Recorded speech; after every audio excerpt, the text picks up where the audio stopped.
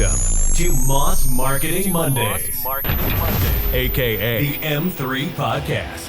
Brought to you by Moss Marketing Group, bringing you everything marketing every Monday. Stay tuned for marketing tips and tricks you can use today. The M3 Podcast, marketing knowledge to help you succeed. Let's get started. Okay. All right. I know where my level's at now. All right. We're kicking off the M3 podcast this week. We got Dalton and Ricky on from the MMG squad. We got Mike Simmons. Yes, sir. You've got the Shop Cigar Lounge. Yep. And I recently became a member there. Mm-hmm. Welcome to the family. Thank you much. Mm-hmm. Shout out Houston for getting me in there. Yeah. And you also have a podcast. I do. We were just talking, and rambling on through the whole entire intro, not really being able to hear each other. But we think this is guest number 3 that has a podcast. Yeah. Which is a very small percentage of the guests that we've had. So yeah, kudos to you. We're like 86. So what's the name of it? The Strawberry Hill Podcast. Nice. Yeah. So that's where the shop's located, right? Yeah. Strawberry Hill, downtown KCK, 407 North 6th Street. Be there. Be there. Or be square. Yeah. Something like that. Yeah, something like that. Yeah. You can be a square, come in. It's all right. So where does your story start off? People are always intrigued when we have people on the podcast of entrepreneurs in today's world of what was that trigger? Where did people start? I think so many times people think that journey is just such a straight line, such an easy path. Yeah. Where does your story start?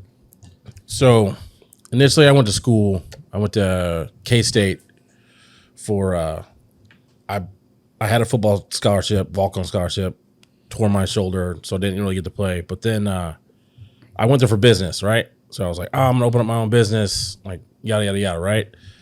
Then I got out of college, and then I needed a job. And I was like, all right. So quick question on that. What did college business school teach you? I don't remember. Perfect. It couldn't have been that valuable. No, I really don't remember. So okay. It was, 2008? Yeah. But so, I'll tell you why I don't remember. So, I got out of school, got home, and I was like, I need a job. So Dad was like, all right. He was a cop, right? So he did it for 32 years, my whole family, law enforcement. And I got out, I need a job, and he had like a side hustle, cutting grass and snow shoveling. So I was like, all right, he was like, well, you don't have a job, come work for me. So cut grass, did all that and snow removal for probably a year-ish. It's like, I hate this. This is horrible. Like, I didn't like being outside all the time. And it's different from, I'm going to hang out outside or let me cut grass every day outside. So I was like, I need to get a big boy job. My dad was like, all right, well, why don't you just try law enforcement? And then if you don't like it, get your foot in the door, get some good money, and then try to find something else. Like, all right. So I started a sheriff's office November 2008 and was there for 15 years. So that's how I got in law enforcement. And loved law enforcement. And it was like, I tell people the whole law enforcement thing for me, the reason why I loved it so much was it was like I got to play that superhero that a lot of people kind of like, I got to help people. I love helping people. That's one of my things. And I got to experience that. So that's why I fell in love with it. And I did it for 15 years. And I tell people, I fell in love with it until I fell out of love with it. Like a lot of stuff happened. I was like, you know what? And there was always this itch in me that like, this is not what we were supposed to be doing. Like I always wanted to do more, do something else, be my own boss, run something that I wanted to do. I had all these ideas in my head all the time about doing something. Like I had all this and I couldn't do it at the sheriff's office because either if I run for sheriff, I can do it, but that's another story. But I didn't feel like I had enough potential to do what I wanted to do. So I retired there last July. And then I was like, I wanted to open up my own cigar shop. And so that journey started probably 2 or 3 years ago because I got into cigars when I was in about 2012 when I graduated the academy and got home, celebratory cigar. Yeah, let me smoke my first cigar. Loved it. Damn, I'm gonna do this all the time. Yeah, well, I smoked my first cigar, and I was like, I love it. And it's a funny cigar story. Smoked like a Rocky Patel. I was like, this is pretty good. And then I went back, and I think the second time I smoked a cigar was like a Liga Privada. For those of you that smoke cigars, it's like one of the strongest cigars out there. And me being me, I'm like, I like my bourbon strong, my women strong, and all this stuff. You're like, let me get a strong cigar and knock me in my ass. I was like, all right, I need to really dig deep in this and learn about cigars. So, I learned everything about cigars. I love the culture, love everything about it. Love how, you sit, if you're smoking a cigar, you can, just about relaxing, being around good people. So about 2 or 3 years ago, I went to a place called the Pendergrass Club. I think that's what it's called. It's right above the Majestic. Okay. And it's downtown. And my wife, she had a client that was one of hers from work, and he invited us up there. Went up there and just like kind of fell in love with like, oh man, it's like an old school lounge up there. And I walked in there, and it's real small, and I was like, man, I can do this. Like that's where that like itch started. I was like, this is what I think I want to do. And I was like, I can do this, and I can do this better. So before we jump into the whole entire cigar where we're at now, I am somebody that like, if I have an itch for something that like it goes past like 48 hours, I'm like freaking out. Oh yeah, no. So you're with the sheriff's office, which I want to thank you hugely for that. Yeah, like, I appreciate that. I don't think people appreciate public servants enough for those kind of things, and that's what keeps our country safe. And I couldn't give you enough thanks for that. Well, thanks, man. I appreciate that. But 15 years in that, what did that look like having? Because you talk about your mind going with that vision all the time. And I was somebody that I sat at a job that I had that vision going all the time in my head. And it wasn't even like a set vision. There was a vision of something, but I didn't know how to get there. So what did 15 years look like in law enforcement when it's like there's something else? Yeah. So funny you say that, because now I'm thinking about it. It was, and I'm finally figuring out probably why, that itch was always me.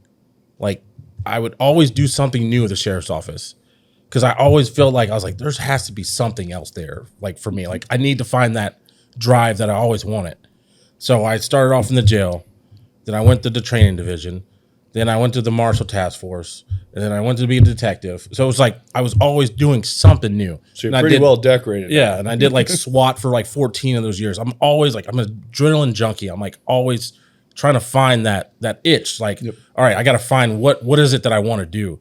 And like it was there, but it wasn't fully there. Like I would enjoy what I was doing, but it wasn't like, it was always like, there's something else you should be doing, and it's not this. And so, like I said, when I got to that place and that got in my mind, I was like, cigar lounge. I love cigars. I love bourbon. I love being around people. I love talking. This is it. And it's also something I think that there's certain people that look at business and they look at opportunity and they look at voids in what they're going after, which I think you've supplied something that there's a huge void for. Yeah. And I've taken Dalton down there, and like going into the shop, what you have created, I don't feel like there's anything like it around here. Yeah. And I think it was the same thing when I started Moss Marketing Group. I had this vision of something that was so different, that was different than what everyone else was supplying. Yeah. And that's why I think we hit it off so well and so quickly. Was I saw that vision. We got a similar mind. So clear right out the gate that I was like, oh, I 100% see what you're doing here. Yeah. And when I got in, it was like when I had my vision for the place, it was completely different from every other lounge around here. Like I wanted to go to the old school speakeasy style lounge where you don't have really any distraction and technology on the wall. It's just about conversation and just being with people, or just being by yourself and just chilling away. But it's really just about getting away from life and being around good people and just relaxing. And like nothing wrong with all the lounges around here, but just most of them are like geared to sports. Like you have lots of TVs, lots of sports on the wall, That's fine. It's just my lounge. I want it to be completely different. And I think something people are losing in today's world is that one-on-one interaction. I think people are losing that communication level that people once had. And you can see it a lot with the younger generation.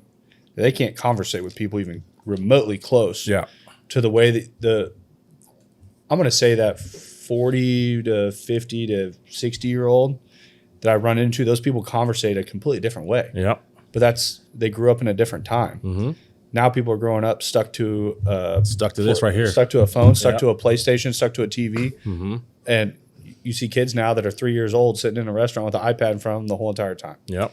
And it's like, when I came into your place, there's like one TV. And no one's paying attention to it. Yeah. I've never looked at it once. I couldn't tell you a single thing that was ever on that TV. There's been days where I forgot to turn it on and no one mentioned it to me. Yeah. Yeah. But we've also talked about how many people you meet when you're there. And that's something I think that's really cool that you've built is everyone's talking to other people. You're meeting new people, and it's very like-minded individuals that are there. And they like bourbon and they like cigars.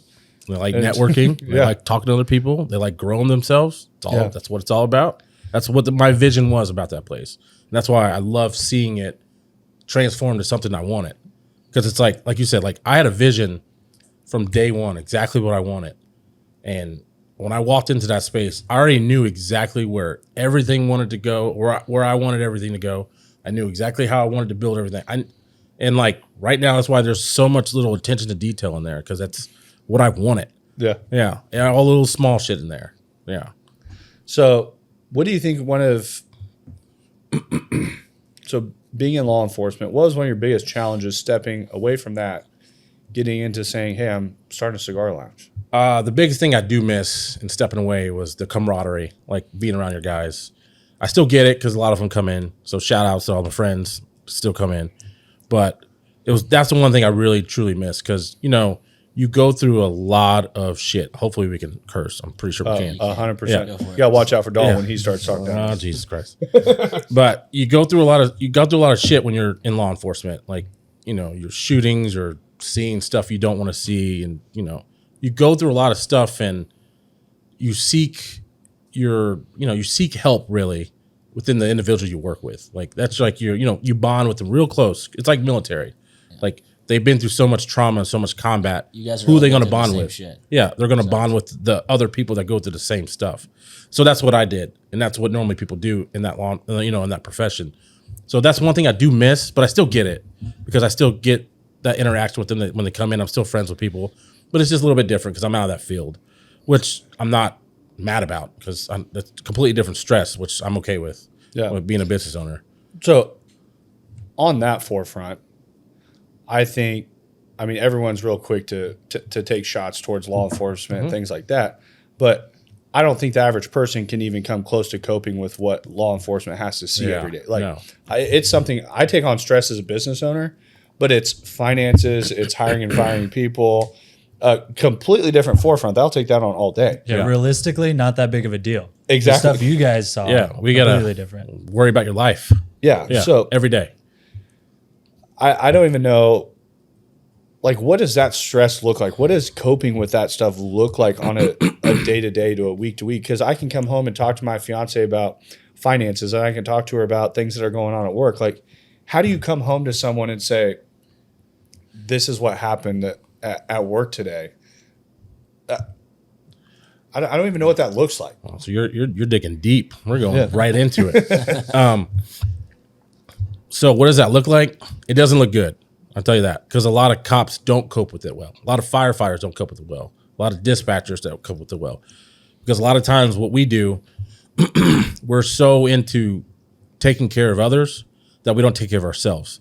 So a lot of times, like especially with me, and I know a lot of other people do the same thing, when you see some bad stuff at work, when you go through some bad stuff, when you get home and your wife or whoever your significant other asks, hey, how was your day? I guarantee you, most cops or firefighters who you talk to, if they come home and their spouse asks, how was your day? They're going to say, it was okay. I'm all right. And it's not. Because we're kind of built to not talk about it. Because it's like a lot of times we think that they don't want to hear about it. Like, I don't want to tell my wife about the dead body I seen or the shooting I had to get into or, the suicide I had to go to. That's some deep stuff. And so what happens is if I'm not like expressing how I feel, I'm harboring that inside and that just carries with you. And that's when you get those 20-year vets 30-year vets that don't like anybody because they dealt with so much in their career. So when I was at the sheriff's office, I was a big proponent of like going to therapy. I helped start the Jesus, what is it called? Now I'm drawing a blank. The peer support group there. So I was big into like getting help because I got through a point in my career where I was that person always trying to get other people help and I didn't get help myself, just going through a lot of stuff there. And then I finally reached a breaking point where I was like, man, I got to go see somebody. Like it's really weighing on me. And like my marriage started to fail, friendships start to fail because you think you're okay, but you're not, because really what you're doing is like, you're putting on a mask. Like, you're at work, you go through all this stress and trauma. Then you get home, you want to put that mask on of like, everything's all right. You get home, yeah, everything's cool, but it's not. You're just faking it. And you can only fake it for so long. That stuff weighs on you. So if you are in law enforcement, firefighter, go get some help if you don't. And I think that's something that, once again, the average person doesn't understand. It's the same thing in the medical forefront. That I was talking to somebody, a lady the other day, that she's in the OR and she's like, we had 3 people pass last night, or in the ER, and she's like, we had 3 people pass last night. I'm like, that's just like a normal like evening. Normal. And it's just like they're living with that stuff every single day. Mm-hmm. And we don't deal with that at our work. And it's like to try to even compare the stresses to being the same, it's not. Yeah. I had a therapist I had one time, and she put it pretty like good for me. She was like, all right. She's like, this is when I was with the Marshals. She was like, all right, describe a normal day for you. I was like, all right, wake up, go to work. We talk about the people we're looking for. We go out, do surveillance. We think we see someone or whatever. We go hit the house, hit the door, go search for them, guns drawn, all that stuff. If they're great, If they're not, we go to the next location. So we're hitting like 2 or 3 houses a day. Then sometimes we'll get into some scary stuff. Normal day, right? Like vest on, all geared up, all day. And then she was like, okay, that's a normal day. She's like, what does your neighbor do? And let's say like my neighbor did insurance or something. Like, so if he were to ride around with you that one day, what do you think he would be doing for the rest of his life? Telling that story for the rest of his life. Like, you wouldn't believe how crazy like my day was today. I got to have a gun. I got to point it at people. Mike knocked his door down so fast. Ram this door and yeah. And then like, that's just stuff that's normal to us. So like you're at such a heightened sense of like endorphins stress are just crazy. Yeah. And then when you get home, it's not like that stuff just goes away. You can't just turn it off and like, all right, I'm fine now. You're always at that. And so like, that's how she put it to me. I was like, oh, I guess that makes sense. It's not a normal thing. So like people in our field, it's like you're constantly in that stress level and it's hard to get out. And then it's just like, a lot of people don't understand. And because a lot of we don't want people to understand. We don't want people to go through the stuff that, law enforcement do. So that's why a lot of people don't tell their stories and stuff like that. So, yeah. Do you think, like with that, like you say, you talk about how hard it is to turn it off. Like, I know that wears on people, and from law enforcement to firefighters to all that. Like, when you say go talk to people, like what is that like the one word of advice you would have to those people, or is there like other things? Is it talking with maybe your significant other about like what that really looks like on a day to day, or is it like my deal is like with my work? Once again, I don't even like comparing the two because it's not relatively the same. But it's like with things I take on, the stresses I take on, I never put those on her shoulder. Mm-hmm. That's why I opened the company. That's a stress I took on. Those are things I put on my shoulders. All right. Like, so you sound like a cop right now. So I'm not a cop. Yeah, but I know. But that's what cops do. They're like, well, my wife didn't sign up for this, so why am I going to go home and talk to her about it? Yeah. But she also signed up to marry you, right? Right. So her stress or your stress is her stress. So let her be able to take care of you, right? Yeah. Not that you have to go home and just like, let me tell you every single thing. Yeah. But like things that are really bothering you, like talk about it. And really, she might be bored out of her mind, but it helps you because you're getting it off your chest. Because it's cool to be around your friends and all that stuff, but like when I tell people that are like in the law enforcement firefighters, like it's all right to be around your buddies from the job and talk about all the shit you've been through, but you got to remember that if you get off work and then you go hang out with your buddies at the bar, what are you going to be talking about? Work. Are you going to be off work in your mind? Absolutely not. Yeah. Yeah. And so it's like, try to break that barrier. And then like when you get home, like try to talk to your significant other, like, hey, this is really stressing me out. So I guess advice would be talking to whoever you have, whatever support circle you have, when you're having a bad day, talk to somebody, get that stress out, get that, emotions out. And if you need to see somebody, go see somebody, but just go get help. I mean, that's the biggest thing. If you're in that space, not everybody needs therapy. Yeah. But if you're having some problems, like, because a majority of law enforcement and firefighters and dispatchers, they have some stress that they're constantly in. They're probably going to have a little bit of that they carry with them. So always, I mean, it doesn't hurt to talk to somebody. Do you think that so being in law enforcement, I feel that you are seeing a very negative side of the world. Mm-hmm. Do you think that skews the way that your mind runs and operates every day? Because you're seeing the bad in people just one after another all day. You're chasing bad guys, and it's seeing that all the time. I think a lot of times people in my life, I feel like I've been really good about just shutting that out. Like, it doesn't affect my life and what I do day to day, to where there's a lot of negative that goes on in our world. But being in that forefront and always seeing it just day over day over day, and you talk about those 40-year people that have been in there and they get to where they just don't like people. Yeah. Because they're watching that all the time. So where I'm assuming they probably just see people and they just see bad in people. Mm-hmm. How do you deal with how do you cope with that of saying, like, I don't want to see bad in people even though that's all I see every day? So not that it's hard, but yeah, being in law enforcement, and I'm going to take a shot at firefighters because of the whole cop firefighter rivalry. But if a cop's being called to a call, no one's calling them for like if you call it a firefighter or something, it's normally like, save something. Like, my house is on fire. My brother had a heart attack or something. Like, please save me. They get the job done. Oh my God, we love you. Cops are called to solve a problem. Okay. There's never a good problem. No one's ever been like, hey, my door's unlocked. Can you just help me out? Thank you. No, it's this person's doing X, Y, Z. I need you to go solve this problem. So you're constantly getting into situations where you're dealing with something bad. And I tell, cops and other people that are in the profession, like, if you choose to see the negative all the time, you're going to see the negative. You have to get out of that mindset and you have to go talk within your community. You have to make positive interactions. You have to, because all day you're involved in negative interactions.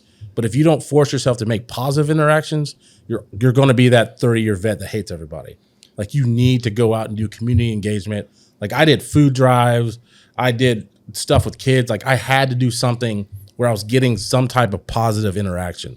Because if you're not getting that, like, imagine going to work every day and everybody hates you.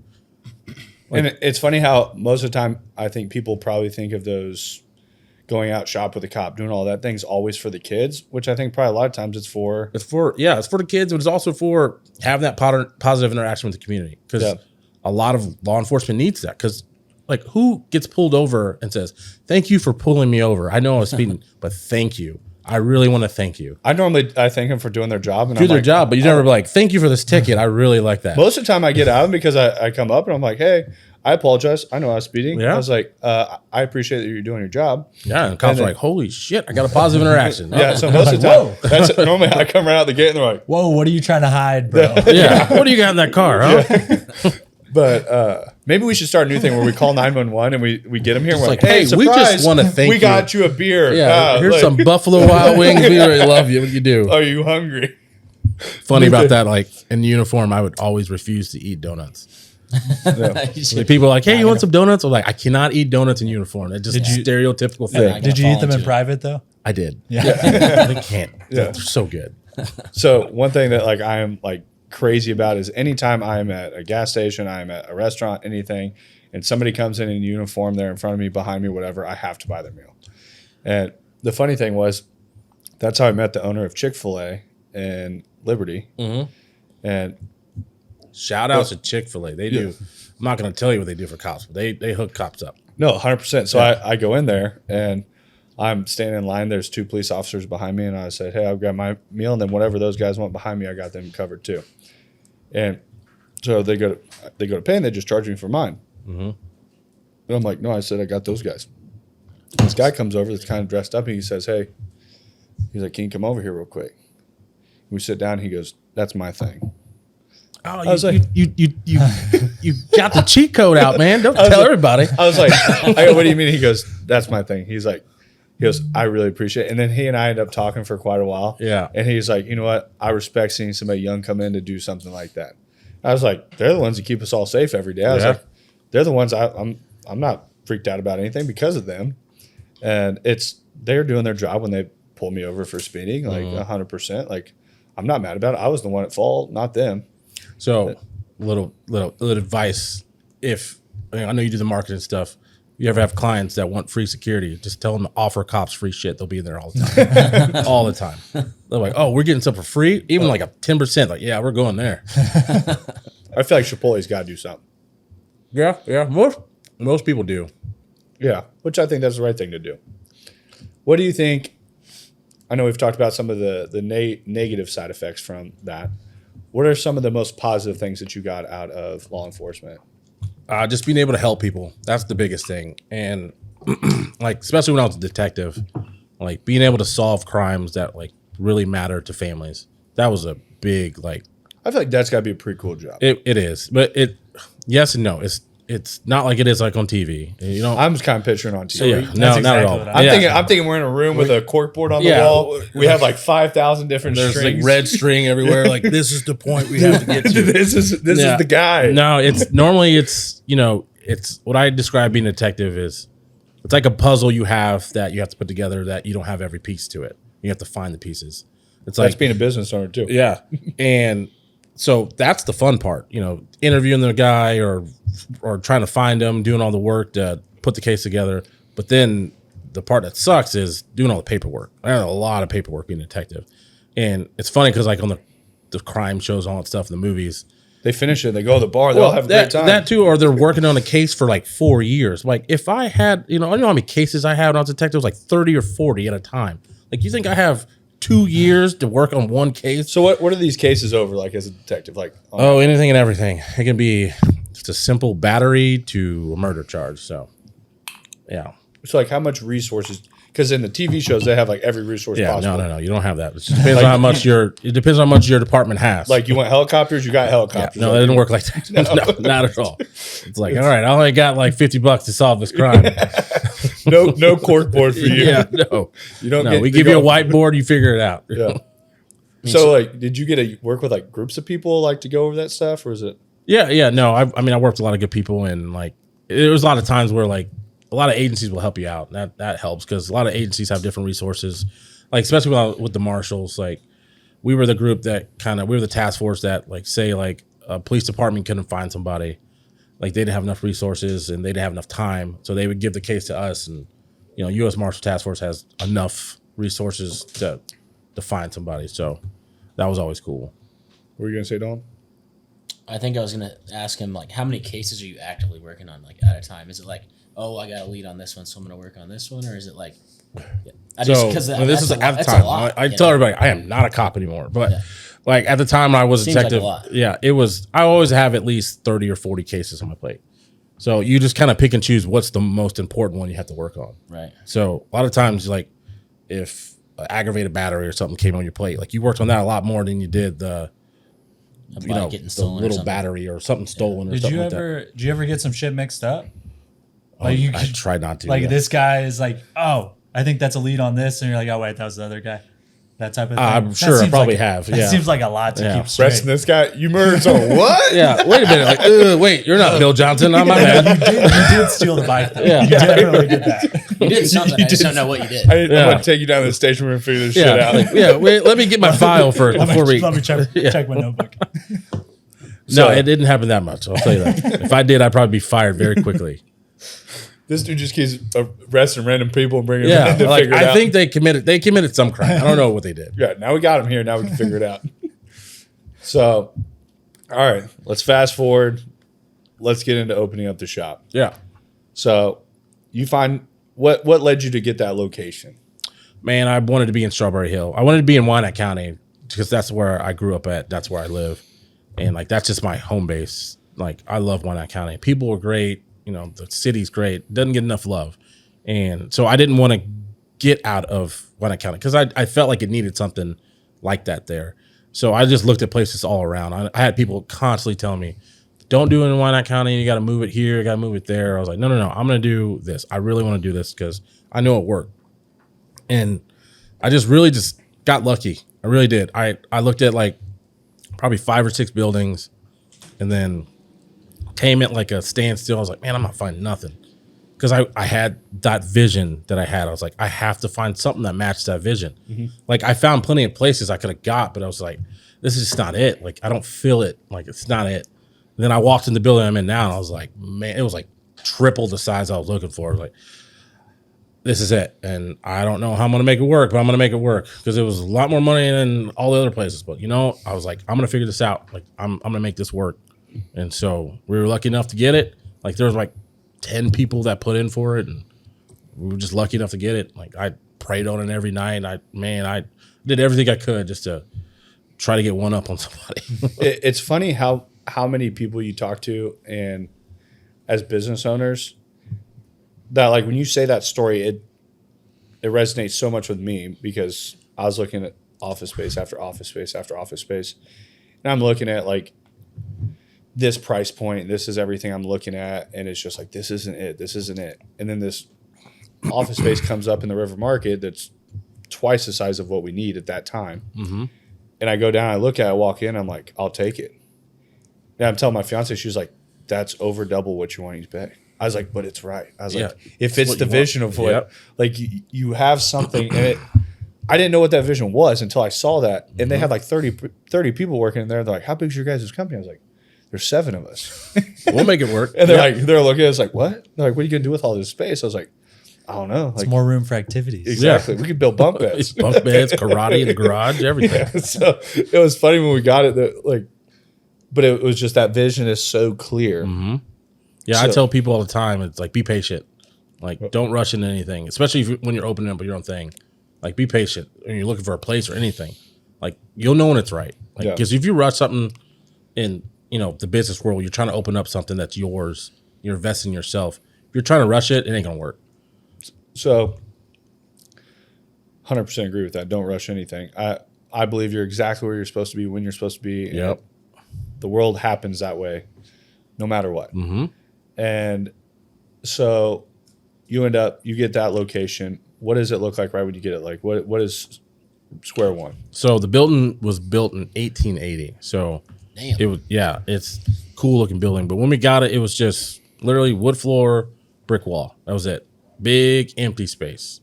And literally I walked in, I knew exactly where all the furniture was going to go and the humidor was going to go. And so we worked on the building I got it in November last year, worked on it for November, December, 3 months, and then voila. Because I mean, it's funny because I had all the furniture already for the building, and did you? So I don't know if you want to give out your secret. Oh, that's fine. Where did you get all that furniture? Facebook Marketplace. Damn. When there's a will, there's a way. I guess I've been hard slacking on the marketplace because I went in. I'm like, where did he find all this stuff? I'm a bargain hunter. Like I will not pay full price for anything. So you know this whole garage that I built out here, all done pretty much on Facebook Marketplace. There you go. See, and when I moved in, I had the whole garage done, and I had less than $500 in my garage, pretty much on hard cost. Not like I bought the station, like random shit like that, but actual building it out like $500. Yeah. So going back to the lounge, like when I like it didn't take me long to furnish it because I had all the furniture already. Where were you putting all this stuff? The garage of my house and other places, and my wife was not happy about that. So she said, find a location ASAP. yeah. So as soon as I found it, like literally I got it, and like the second day I had to move everything down there. She was like, get this shit out of the garage. But yeah, but I knew like I had all the furniture. I knew exactly what I wanted. So it was like when I got it, I was like, boom, I know exactly. I literally laid everything out the day 2. And I was like, I don't know what I'm doing. I'm not opening yet, but everything was set where I wanted to be. So, were you sitting in there day 1 smoking a cigar? Yeah.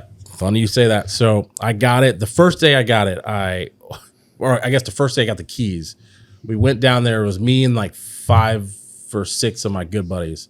We went down there, and mind you, this is at the time I got the keys because we got the building the end of November. And the time I got the keys, it was probably like the first week of December. This building does not have HVAC at the time.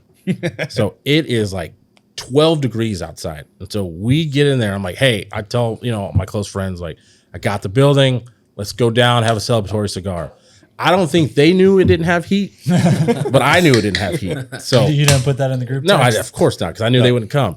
So we get down there, and then of course, my furniture's all in there. So we get in the back corner of my lounge now, and we sit there, and I have this small space heater I got from Lowe's.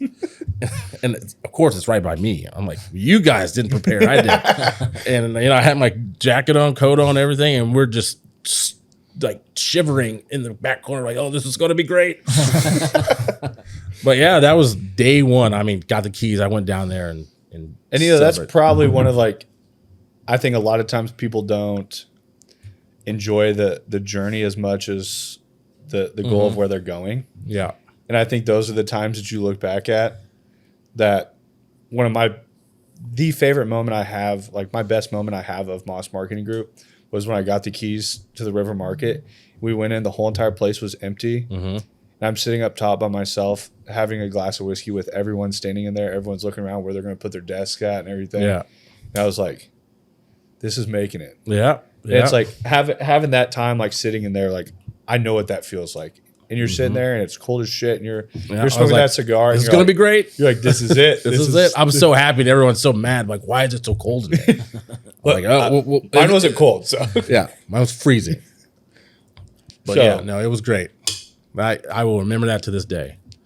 So that you come in December, how long does it take until you get to open the doors?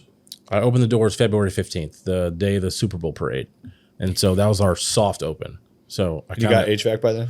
Yeah, I got HVAC. It was by January I got it. So for the whole month of December, I was doing stuff in the building and without HVAC, without heat. So talking about getting cold, but I didn't care. I was down there working. I went down there every day doing something, like buying new stuff or moving stuff around, building this, then that. I guess, no, I shouldn't say that. I don't build anything. Dave builds everything. I don't do anything, but I'm not that handy. I can't even hammer a nail in straight. But But Dave, you found like You the had the world's vision. best. Oh, He has the world's kidding. best handyman. There. Yeah, and the world's best worker. Like I love Dave. Without Dave, I would not be where I'm at. So big shout out to Dave. Like he's there right now running the show. So Yeah. yeah, Every time I've been there, he's busting ass getting after it. Mm-hmm. I think he has just as much passion on it as you do. and that's what I love. Then, like to be able to find someone that cares as much for the business as I do. Like he treats it like his own, and I love it. So like that, I can fully trust him to do things. And like when I leave, I know he's gonna take care of everything the way I want it to. So like I don't stress about it when I leave, which is great. Like right now, like I'm good. I mean, I still got to go back to work, but I'm good. I think that's something really cool that happens in business. Like I have it with majority of the people I have at Moss Marketing Group. Hopefully everybody here. Yeah, definitely is. But they want it too, and they're hungry for it. And it's when you get a group of people that are hungry for a common goal, it's crazy the mountains that can be moved. Yeah. And I think a lot of times everyone builds these goals in their mind, and everyone builds this spot that they want to go. And the only vision they have of getting there is by themselves. Mm-hmm. And that's how my head used to work. I was like, this is where I get. I'll never find anyone that wants it like I do. And I started finding these people that wanted it as much as I did. Yeah. Had the passion like I had. And I was like, holy shit. I was like, If you find 3 people that want it as much as one, and you put them together, and then also you find five, then you find 10. Like it's the movement starts becoming so quick, and like you said, you don't have that stress level because you have the faith in those people around you, just like you have in yourself. Yep. And my deal is like when I leave the office, I don't worry about anything. Yeah. Like if any client of ours reaches out to anyone at Moss Marketing Group, I'm not worried about it. Like they'll handle it just as well as I would. But I think it's also giving that trust to those people to say, hey, I've put you in place to do this. Yeah. So what is the evolution? What does the growth of the shop look like? Man, it's because I know that there's a lot under construction right now. Yeah. So right now, my whole goal is to definitely like finish our VIP lounge in the basement and then doing a rooftop patio because I want to be the only one that has it in the city. Oh, I didn't even know about that. Yeah. And then I'm doing, my mind's always working on something different, something new. We did a barrel pick for our members I just want to do special things that other cigar shops don't do. So I'm always looking for something new. Like I'm constantly growing and I love it. Like I want to keep growing. I don't ever want to stay stagnant. Soon, like I got some good advice from a lot of good people that are actually in the lounge all the time. Like successful business owners, they always tell me like the minute you feel comfortable is the minute your business starts failing. Like when you're just comfortable, like, oh, I don't have to do much. Like I'm just gonna let it ride. Like everything's good. I'm just gonna sit back, relax. If you're not working to constantly improve yourself and your business, it's gonna start dying. I tell every single person I live and die by this with everyone is happiness is found in progression. You ain't kidding. And it's like I feel people that are always pushing forward, they're growing. And if that's in your personal life, if that's in your relationship, if that's in your business, whatever forefront of your life it is, if you are working to progress forward, you'll be 1,000 times happier. If you are just sitting stagnant, there's no such thing as maintaining. Nope. I don't know. I hate that word so much where people are like, well, I'm just going to maintain here. No. Yeah. I'm like, you're either going up or you're going down. Those are the only 2 directions. There's no such thing as maintaining. I refuse to go down. I'm constantly trying to grow, constantly try to do things that are outside the box, constantly trying to improve and work on the place. Like my overall goal for that place, and when I say that place, because I have more goals outside of that place, but for the lounge, I want it to be the best lounge in the entire country. Like that is my goal. Like I want people in California to be like, hey, if you go to Kansas City, you have to go to this place. I want Cigar Aficionado to reach out like, hey, this is the best lounge in the country. Like you got to go here. I want it to be like when people open up, they want to go to me to see like what I'm doing. And like, that's what I want. And then of course, like even if I ever reach that, like I always want to do more. It's like, so if I've done that, then like, all right, I've got so many things in my head that I want to do. That whole, like now that I'm free, and I say that just kind of jokingly, but like I've been in a cage the whole life. Let me fly. Like, I know, like, all right, I left my job where like not that I didn't have growth, but it's like it wasn't just me. So now that I'm gone, I'm like, I can do what I want to do. Like, oh man, I have so many ideas. Like I want to do that. I want to get a real estate. I want to open up my own distillery. I'm just so many things, man. I gotta slow myself. The limit. Yeah, slow myself down sometimes. My wife's just like, hey, chill. Like let's just get this place Let's first. do the one thing first. I'm like, all right, we'll get there. You're chasing that adrenaline that you used to have every day. Yeah, it's that adrenaline junkie. I'm like, it doesn't stop, and I love it. So you grow and you expand that one. And I think a big misconception too is a lot of times people say like, okay, say you make it to that top spot and you make it to the top cigar lounge of the country. Most people think like, oh, I've made it. Well, guess what? No. Every other motherfucker is coming straight for that spot also. It's like the whole box analogy. Once you're the champ, everybody's going to come for you. Exactly. Yeah. So you got to keep it up. Yeah. That's why I love in the position I'm in now because I'm not there yet. So I'm so hungry to get there. Like and once I get there, like not that it's just, I'm not going to just stop. I think it almost becomes like more fire because like when we were small, like I was driven. Yeah. And after we've like, in the beginning, people were like, oh, they're probably just like, he'll probably just end up going under, and then he'll just go back to work and do this. And they've seen it now evolve. And now the fire's like, we became that fastest growing marketing company around. We did those things, and now we're at that spot. And it's like, now everyone's coming for us. Yeah. And now that fuels like, I didn't think the fire could be more than I had 2 years ago. Yeah. And now that fire is fueling 10 times what it was. Now it's like, okay, now we had that puzzle we couldn't figure out before. I'm not saying we figured it out now. No. But we're playing with a lot more pieces that now you figure out the bigger puzzle. You move yourself up that much further up the pole.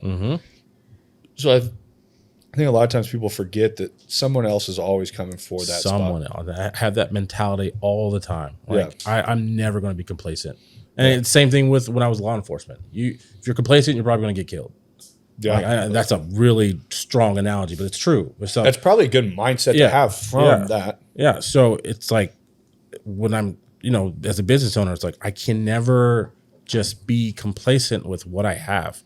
Like, yeah, I'm happy and I love what I'm doing, but it's like I'm never truly satisfied because I always want to do more. And that's how I know that I'm in the right place, because if I ever reach that point where I'm just satisfied and I'm like, all right, everything's good, then that means I probably need to step out, because then I'm not going to have the drive to keep going. I also don't think that's fair for the people that are side by side with you. Like, that's, I think, what has changed my fire is it used to be that fire was for me. Yeah. That fire was my vision. Now it's like when that vision comes in my head, it's not the vision of me.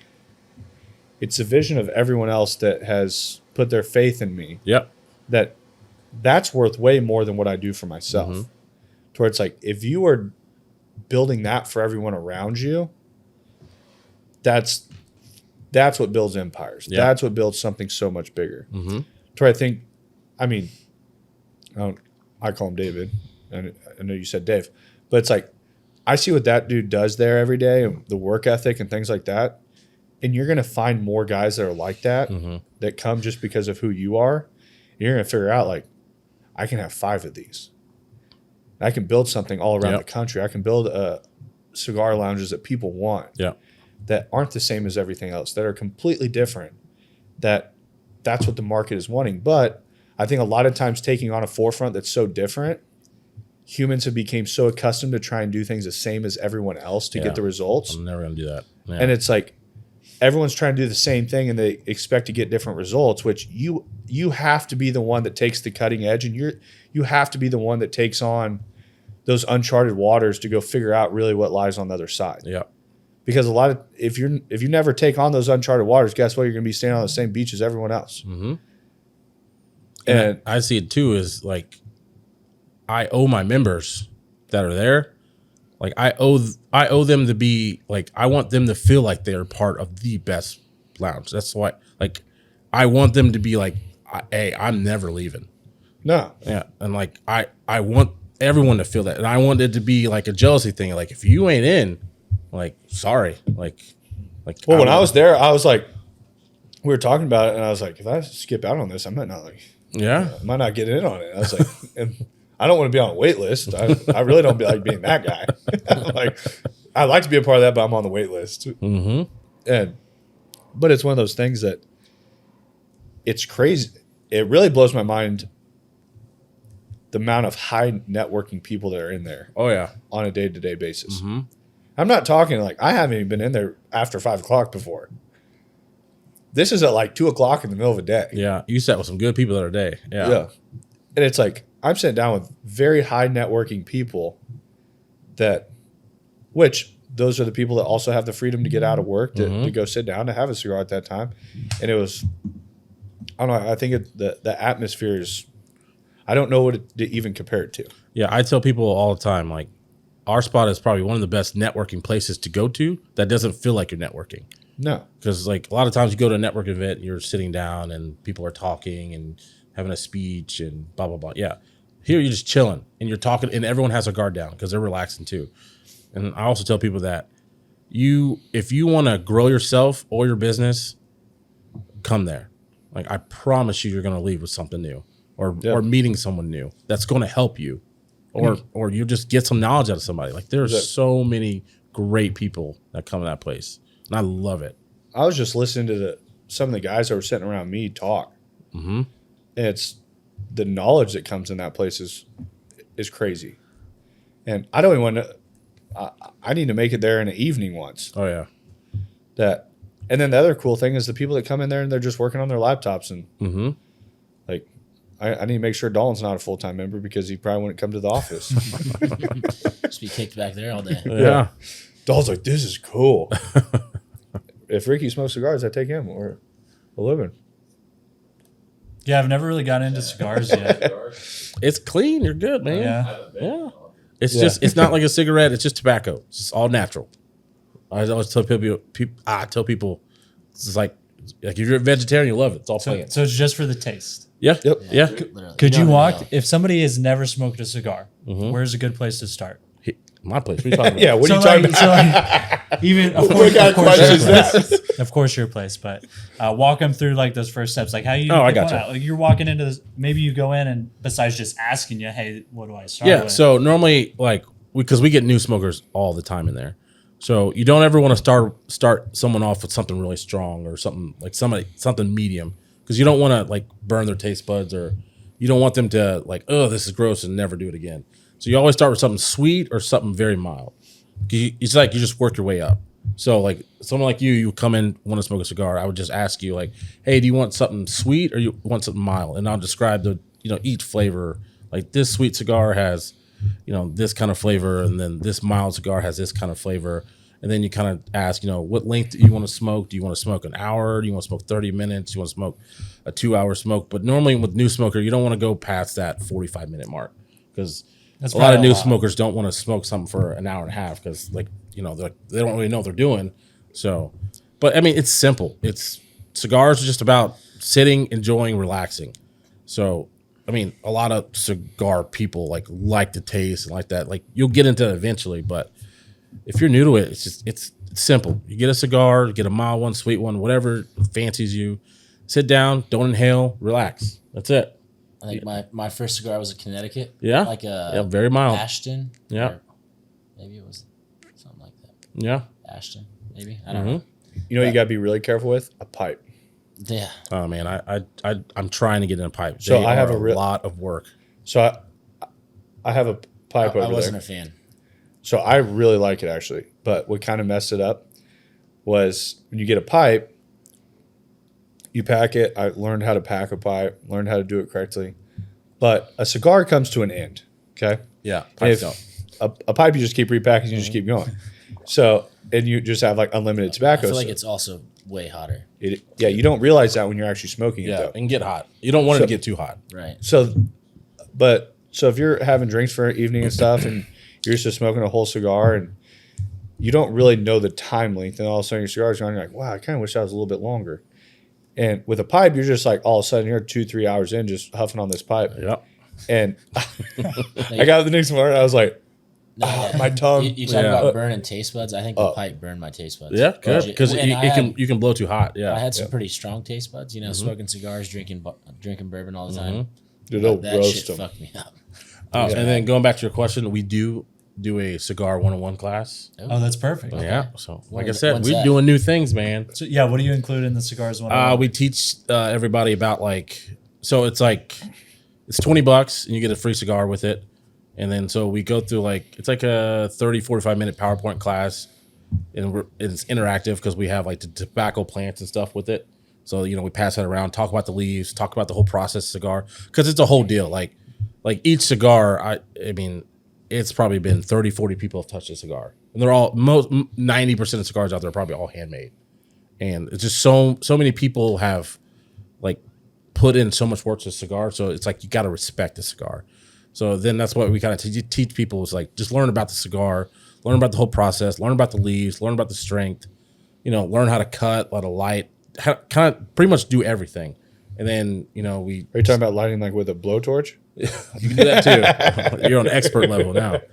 But and just kind of teaching people the right way, what the right ways to do or right things to do when you go to cigar lounge, all that kind of stuff. So because you don't want people to feel intimidated when they're going into a lounge, because a lot of people if you're new to something, you're not going to ask questions. Yeah. So that's why we do that cigar 101 class. Hey, this is the time to ask whatever question. No question's a dumb question. Seriously. And that's why we do it. So we had 3 or 4 of them, and they've all been great. I got to start it back up because I've been so damn busy, but we do them, and we do a pipe 101 class too. So Sounds like you might need to go to the Pipe 101. yeah, I know how to use a pipe. I just have to You got be a little more know disciplined. Your limits. You got to keep some tallies. I How many need to times you tally, should how refill. many times I fill. hour 2. Yeah, I need to time myself with the pipe. I probably be a little Hit bit the better. off. stopwatch. No, that's a fantastic idea though. Mm-hmm. That's really cool. I like what you said too before we started the podcast, because I was telling you, like, I've smoked cigars for a while. I love smoking cigars. I don't know a whole lot about cigars. You don't need to. And that's what you're like, you don't need to know. Like, No. Just Like, enjoy you don't it. have to be a cigar connoisseur. If you just like to enjoy and be around good people and just relax, that's what cigars are about. Like, you don't people always ask me, what's your favorite cigar? The one I'm smoking. Because normally if I'm smoking a cigar, either I'm just chilling out by myself, relaxing, or I'm around good people like this, just talking. Like, I'm not paying attention to my cigar right now. So would you say it's more about the experience of it? 100%. Okay, It's so like a I- social experience. I think Yeah. that's what I've missed then, because I've tried a cigar like once or twice, but it's just like a puff, and then it's like, well, what was the point of that? You don't inhale it. It's okay. It kind of tasted some kind of way. Yeah, you just got to be around good people, man. Because it's not really the cigar that's memorable. It's the people you're with who are Yeah. memorable. And that's what I tell people about my lounge is, and I say this all the time. So I'm selling you the environment when you're walking in. The cigars are just an absolute plus. Like, oh, there's cigars here. Like, that's awesome. But I'm really just selling you the environment of being in there because it's a special place.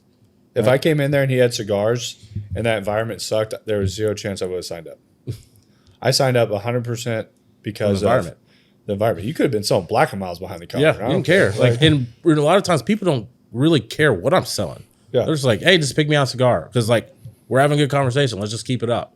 That's when I've went in there, David multiple times, he's like, what do you want to smoke? I'm like, I don't know. Just tell me something's good. Yep. Yep. I'll grab it, sit down. And I think that's 100% true. And I think for a long time, I thought I need to know about cigars to smoke them. And No. it was like, I mean, like on YouTube and like these forums, there's like, this is the way you're supposed to light it. And, you know, you can't Man, ash I'm it. not- Don't I mean- ash it until it's ready. Yeah. to be, Well, yeah, there's know. all these rules. And like, yeah, if you really want to dig deep, like, because Yeah. like I know a ton about cigars. I know a ton about the flavors. Like I can pick apart a cigar easily. But a lot of times I don't just because I'm enjoying the Sure. environment that's around me. Right. So when I tell people, like, because that intimidates people, like, Oh, you it have to does. know Oh, so much. right. You don't have to know shit. Just Yeah. come in, smoke, relax. Like, who cares? Who cares about when you're ashing and lighting it? If you're enjoying your cigar, you enjoy the cigar. Like, Can't it doesn't agree with you matter more. what you like. I don't care if you're smoking a strawberry cigar. I don't care what you're smoking. As long as you're enjoying yourself in my lounge, that's all I care about. I like it.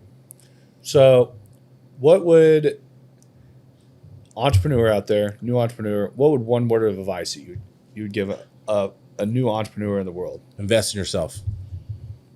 100%. So people say that a lot, Mhm. but give them some detail. Like, how do you actually invest in yourself? If you have an idea and you think it's going to work, try it out because you're going to hate yourself if you don't ever take that chance. And it's just like the best bet, and I'm not a gambling person, but the best bet is bet on yourself. Because if you're truly passionate about something that you really want to do, it's going to work. You just got to have the passion to do it. Like, it's not easy. It is not easy. Open up your own business. It's not easy betting on yourself because it's a gamble. It's a risk. Like, I'm literally taking a risk on like feeding my family, but I love it because it makes me work even harder. Because like I refuse to fail, and it sounds crazy, but like I don't fail because if I call something a failure, that means I'm admitting to failing. Like if I do something that doesn't work, that's just a mistake, and I learn not to do it again. You either win or you learn. Those are the only two things. I do not fail. Like that's not my vocabulary. Like, nope. Like, it just didn't work. And I just learned not to do that again. So, yeah, I mean, I've operated my whole life that way. People, I believe I've never really failed. yeah, And I've always caught my feet underneath me, and I've pushed forward. And it's having a strong work ethic, I mean, goes a long ways with being an entrepreneur, and just being strong in business and whatever level you're in. And I think a lot of times people discount how far work can get you and those daily habits that you put in place, those things that you do every single day. But like you said, failing isn't an option. And I think in our world today, people just became so okay with failing being an option. Yeah, it's like if you fail, you're like, oh, that sucks. So I guess I So-and-so can't do did that it again. also, and they just try to categorize them with other failures. Mm-hmm. And I don't really agree with that mindset.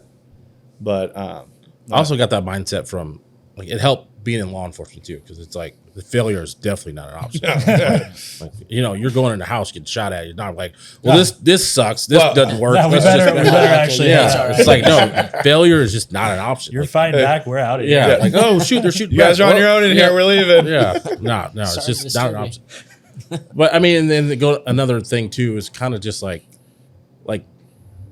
dream big. Like if your dream is just to work from 8 to 5 and just be content with that, that's fine. But if your dream is to do something big and you want to do this company or start this, why not go for that shit? At least try. If it doesn't work, then fuck. All right, I figured out that didn't work, so do something else. Like I'm a big like person where I don't want to be 80, 90 years old on my deathbed, like, damn, I wish I would have did this. Damn, I wish I would have. I don't even want to be 50 thinking that. Like, I want to live life like, I'm so glad I at least tried, or so glad I did this. I don't want to regret anything in life. Have you read David Goggins' books? Oh, yeah. Showing up those pearly white gates, make sure you're the version of yourself that you were supposed to be. Mm-hmm. And I think too many people show up to those gates and they weren't the person that they were really supposed to be. And I think that doesn't even come just into business. That comes just to being the person that they are in life. Yeah. And It's like find what you, and I have so many little things that I tell people. And another thing is find what you love to do and make that your career. And that's what I did, and that's what you did. That's what a lot of people do. Because it's not that like if you find something you love to do, it'll never work a day in your life. That's too cliche. too cliche. That's not. I don't believe that because I work every fucking day. But it's like I enjoy working. Like if you are enjoying coming to work, enjoying your job, enjoying something that you truly love, like it feels different. Not that you're not working, but it feels different. You have that passion to keep moving, to keep going forward, to keep trying to push yourself. Because if you're just stuck at a job where you don't like, you are not going to be a good employee. You're not gonna move anywhere. So I tell people, if you're not happy, fucking do something else. Like life is short. life is too. I've been around too much death in my life where like life is too short. I never want to be that person that regrets not doing something. And that's why I took a gamble on myself, and I do not regret it. Like I'd say I refuse to fail on this, but if this doesn't work out, I am not going to blink two eyes. Like, that was fucking fun. Let me try something else. I put all this shit back on Marketplace. But I will never regret doing what I'm doing now. Never. Like, and that's And just all the connections you've already made. Oh yeah, no. Oh yeah. Yeah, so if this doesn't work, hopefully you guys have an opening at Moss Marketing. We always got openings. Come on. We're always looking for good people. So towards the end of the podcast, I always ask people if you could go back to your 20-year-old self. I do the same question on my podcast. Look at this. Look at that. Look at us. Have you thought about an answer for it though? Have you got to make your own answer? You always No. ask the question. Have you ever thought about If I could answer go for back in yourself? time, would I tell myself? Your 20-year-old self. One word of advice. It would be find that passion and go with it and bet on yourself. Like, because for a while, like, I was content on working where I was working. I was making good money, and I was moving up the ladder, but I just wasn't happy. So it really would just be like, find what you want to do in life and love it and do it and be happy. Because I got to the point where I wasn't happy, but I stayed there. I mean, I would tell probably myself 1,000 different things. Like, hey, don't talk to that person. Yeah, stay away from that girl. Don't go into that house. Don't go to that house. Yeah. But one of the main things is literally, and I know it's kind of cliche, but literally bet on yourself. Like, trust that you will be successful. Because if you have that mindset that, I'm not going to fail, I'm going to be successful. 9 times out of 10, you're going to be successful because you're betting on yourself and you refuse to fail. Like, you're gonna keep working and keep trying. Like I tell people, like, if I'm running out of money, I'm just gonna get a second job. I'm not gonna let that shop like fail. If I have to Uber eat or Uber drive or whatever, you're gonna probably see me doing it if I'm short of money. Like, I refuse to let that place go. Yeah. Yeah. Which I also think the crazy thing is all growing up, my dad told my brother and I our whole entire lives was think smarter, not harder. Took me forever to really understand that. And because I used to always think like, I can just go do physical labor. I can get the money. I can do this. I can do that. And it was until I really started thinking smarter on how to leverage time and how to really grow, where most of the time that thought process of, okay, I'll go Uber drives at night, or I'll go do this, and that's going to change my future. It helps you get by for that small portion of time. But if you took that time before you ever got to that point and said, hey, how do I leverage my market different? How do I capitalize on more market share? How do I restructure the inside of my business to make it to where I can acquire more people, members, or how can I keep a higher retention of members, or whatever those problems are that led to that. I feel like you're in my head right now, man. So a lot of times people are like diving towards that hourly check because that's the way we've all been programmed. Is if we need money, go just trade hours of your time for money, which a lot of times actually puts your mind to work to figure out maybe what the problem is that led to this. Yeah, 100%. So I think a lot of times where I hear people all the time, they're like, well, I'll go get a second job. I'm like, yeah, probably not the best idea. I'm like, if you're having to do that, then you have broken processes in your business. You have something bigger that all that's going to do is, I'm not even going to say it's a Band-Aid. You're just kicking the can a little bit farther down the street that you're going to still have the same problems that you're currently having. Yep. How do you fix those problems to actually change the outcome? So I think that's just a different mindset that takes some people never figure out in life. And it took me a long time to figure that out, even starting this, that I just always thought I could counteract it with more work. No. And it didn't fix the problems that I actually had in place. That now I've fully went to a side of how do I actually fix those problems to build a different outcome. Yeah. That I do that almost every single day. Like, what can I do better? Or every event I have, how can I improve this? Like, I'm constantly, like, people are always like, are you just sitting down relaxing all day? Like, no, I'm constantly trying to think of something new to do. To bring people in, to do something else. Like I'm always thinking of something new. Like, I just want to be the forefront of being that lounge. So, yeah, you're definitely right. No, I like that. I very, very, very much enjoyed having you on. Yeah, it's fun. I don't get on this side of it very much. I know. So I feel like this cool. could be like a 2-hour podcast pretty easy. Yeah. So There's definitely going to be another one. Yeah, definitely will be a I second think one. you brought a lot of insightful things to our audience for sure. It is Cool. it is crazy a lot of times when I like talk to somebody that I feel like I'm hearing myself talk. Yeah, I remember the first time we met, I'm like, you're just like me. Yeah. But Dalton, Ricky, any final thoughts? Really enjoyed having you on. Yeah. Hey, this is speak now, forever hold your peace. Yeah, no, Yeah. I mean, Dalton, this could be the last time you ever talk on here. Maybe. Who knows? Might not be on another one. I am coming for your job. No, I mean, I have a lot of respect and admiration for you. Not only Appreciate that, in your man. previous career, but now Appreciate that. Taking a step, betting on yourself. Yeah. It's awesome to hear. So we have to come down and have a taco review sometime. Man. Yeah.